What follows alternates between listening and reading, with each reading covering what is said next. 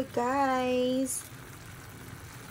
Tinatamad ba kayong magliyab ng inyong mga uling? So pwede tayo ngayon mag barbecue sa frying pan. So ayan. Anuhin ko muna siya dito. Yung minarinate kong yempo. Dito pinakuluan ko siya hanggang sa matuyo to. Pag natuyo to, magiging barbecue siya mamaya. Mas masarap pa kaysa sa barbecue sa uling. Hindi siya masusunog. Ayan na siya. Tutuyo na yung kanyang sabaw.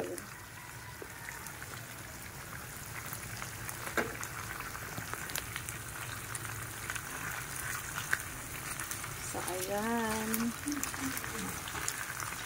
Barbecue na siya.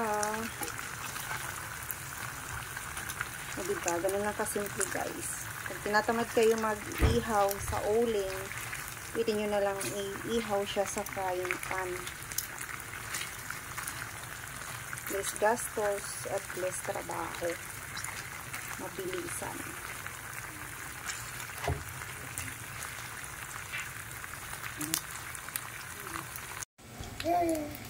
Oh, nanakot din si Bornok.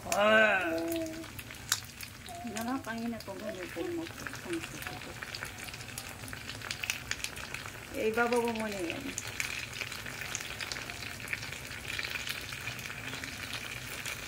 Itong sana lang yan.